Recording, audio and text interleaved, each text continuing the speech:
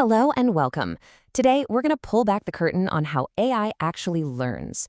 It's all about a mathematical engine called optimization.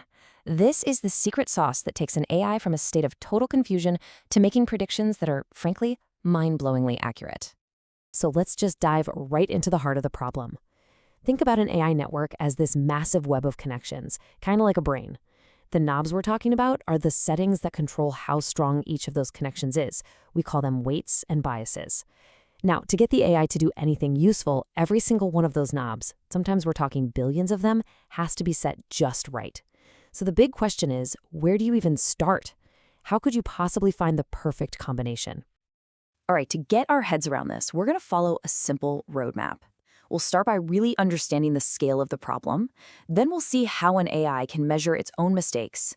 And finally, we'll get into the really clever math it uses to get better and better. So let's do this. Okay, first things first, we really need to appreciate just how massive this challenge is. When an AI model is born, so to speak, its internal settings are just complete and utter chaos. The best analogy is a radio, where every single dial is just spun to a random position. What do you get? Pure static. It's just noise. So you show this brand new AI a picture of, say, the number 3, and its first guess is going to be completely wrong. It's just a jumble of random signals. It has absolutely no clue what it's looking at. Right, so here is the most crucial point. Before an AI can get any better, it absolutely needs a way to figure out exactly how bad its current guess is. I mean, you can improve if you don't even know you're wrong, right? And we can visualize this whole thing with a really powerful analogy. Just imagine you are the AI, and you're standing on this huge, foggy mountain range. Your one and only goal is to get to the lowest possible point, the very bottom of the deepest valley. Your altitude, where you are on that mountain, represents how wrong you are. The higher up you are, the bigger your mistake.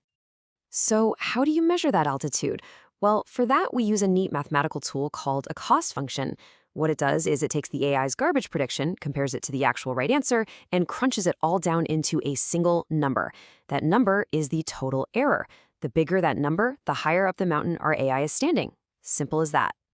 Okay, so our AI now knows its altitude. It knows it's way too high up. But remember, the mountain is completely socked in with fog. It can't see the valley.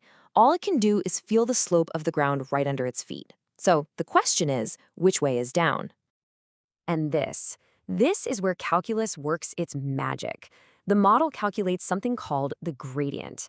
Now, you can think of the gradient as a compass, but it has one very, very important twist. It always points in the direction of the steepest uphill slope. It literally points the way to make your mistake even worse, faster than any other direction. So because of that, the whole learning process, we call it gradient descent, becomes this beautifully simple loop. The AI checks its gradient compass to find the steepest way up. Then it just turns around 180 degrees to face the exact opposite direction, which is, of course, the steepest way down. It takes one step, checks the compass again, takes another step, and just repeats that process over and over and over until the ground feels flat. And a flat slope means it's arrived at the bottom of valley. But you know, that simple little action of taking a step is actually one of the most critical parts of this whole training process. The key question becomes, how big should that step be? And this is all controlled by one single incredibly important setting called the learning rate. And this is a classic Goldilocks problem. If your learning rate is too high, you're taking these giant leaps. You'll completely overshoot the valley and land way up on the other side, maybe even higher than where you started. But if your learning rate is too low, you're just taking these tiny little baby shuffles. I mean, it'll take forever to get to the bottom. So finding that just right learning rate, that is a real art for an AI trainer. Now, of course, this basic gradient descent is really just the beginning. Over the years, we've developed much, much more sophisticated optimizers. You can think of it as upgrading our ride for a faster, smarter journey down that mountain. Two of the most important upgrades are Momentum and Atom. Momentum, well, it gives our models some mass, like a heavy bowling ball. As it starts rolling downhill, it builds up speed, and that momentum lets it blast right over little potholes or fake-out valleys that might have trapped it otherwise. And then you have Atom. Atom is pretty much the industry standard today. It's like a Tesla with autopilot. It gives every single one of those thousands of knobs its own personal gas pedal and brake, adjusting the speed for each one automatically.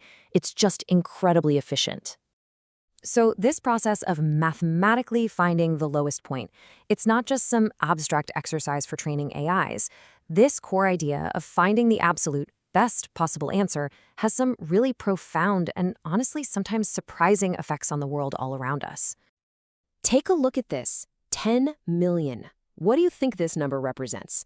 In the context of finding the best possible solution to a problem, what could it be? Well, get this. That is the number of gallons of fuel that UPS saves every single year. Their routing system, it's called Orion, used optimization, and it discovered this amazing counterintuitive rule: avoid left turns.